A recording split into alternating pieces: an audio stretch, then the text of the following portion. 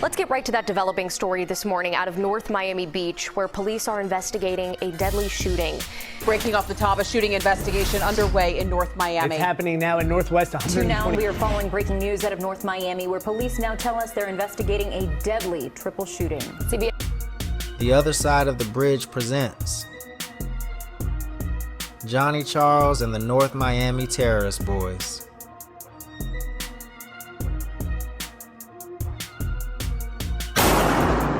Miami is a pretty but tricky city.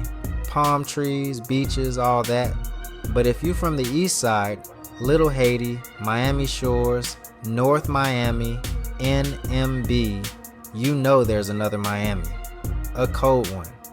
And in the early 2000s, one crew had parts of the city shook. The North Miami Terrorist Boys. And at the center of it all, a little short dude with a big rep, Johnny Charles. The one they called Angel of Death. This ain't no ghost story. This is real street violence, real bodies and real families torn up for years. Johnny wasn't even a big dude. 5 feet 5 inches, 140 pounds, quiet face, sneaky eyes, always looked like he was thinking. But behind that, a whole different animal. By 24, detectives swear he was about to go down as one of Miami's most vengeful killers ever. They said he was tied to 9 murders and tried to kill 9 more. And it all started with something simple. Johnny caught a robbery charge, got put on house arrest, and said, "Nah, I'm out." Cut that ankle monitor clean off and disappeared back into the streets. Before everything blew up, he pistol whipped a lady on her porch, took her phone, roughed her up. That case would come back later. When corrections dropped him home that day, the officer said something that told the whole story. House full of people, but no adults, no parents, no structure. That's how a lot of these boys grow up. Just kids raising kids, no breaks, no guidance, just the streets.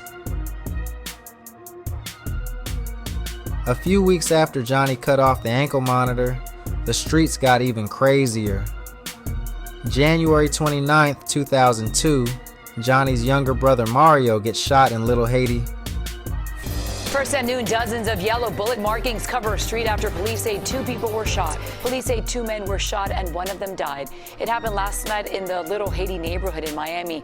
From that moment, everything spiraled. The little beefs turned into a full-on war. And Johnny wasn't trying to hear nothing about peace. He turned the terrorist boys into a straight-up revenge machine. After Mario died, the terrorist boys went on a tear across North Miami. Shootings every other night, bodies dropping, some people scared to even walk outside. According to the indictment, these boys killed 10 people and tried to kill 27 more. Most of it was stolen guns. Some murders were straight retaliation. One dude, Orlando Young, got hit 12 times because Johnny swore he disrespected Mario's grave. Other hits were about money, dope, or just showing dominance. People got shot in front yards, parks, block corners, restaurants. Didn't matter who was around. July 4th, Victory Park in North Miami Beach, broad daylight. Emmanuel Robiou gets murdered, 6 more people hit. Miami fireworks sounded different that year. By late summer, they chilled for a minute. But October, nah, Johnny jumped right back in. Him and a car full of boys slid up on Will Davis in the Jumbo's parking lot on Northwest 7th Avenue. That boy sprayed the whole scene. As they pulled off, court documents say Johnny looked at his boys and said, "I got that." Will Davis died with 14 bullets in him. Then came March 13th, 2003, the hit that guaranteed the feds weren't letting up. A deadly drive-by shooting, what witness called the incident animalistic. CBS 4's Mike Cunha is in North Miami Beach with the details. They pulled into a North Miami Beach apartment lot looking for Armstrong Riviere, an ATF informant.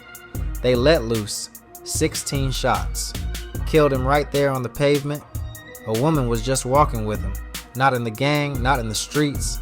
Johnny saw her and shot her in the head, just because she was there. That changed everything. was animalistic. Like, there's no other way to put it. Like, I was right there.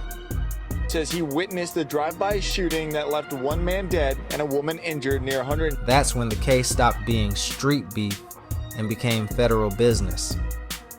By 2008, the feds in Miami-Dade dropped one of the biggest gang indictments the city ever seen.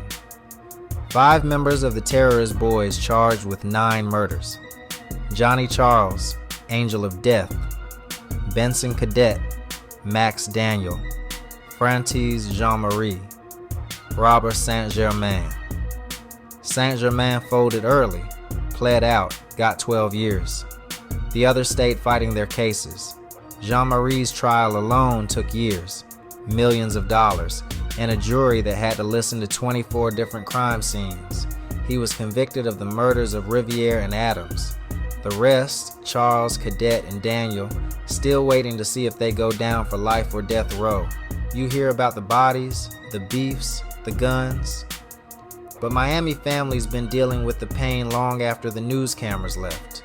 Like Catherine, the mother of Watson Sherry, a 19-year-old killed during the madness. She told reporters, "I visit my son's grave 3 times a week. My whole family messed up. I just don't want these men killing other people's kids." In every gang war, every retaliation, every pride-driven beef, there's always a mother just trying to survive the grief.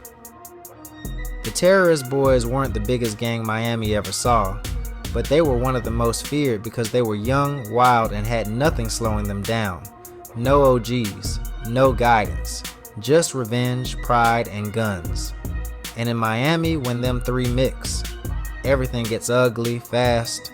This is the story of the terrorist Boyz, and how one group of young Haitians turned 3 cities into a battlefield, all before most of them even hit their mid-20s. Thanks for watching. Another episode of The Other Side of the Bridge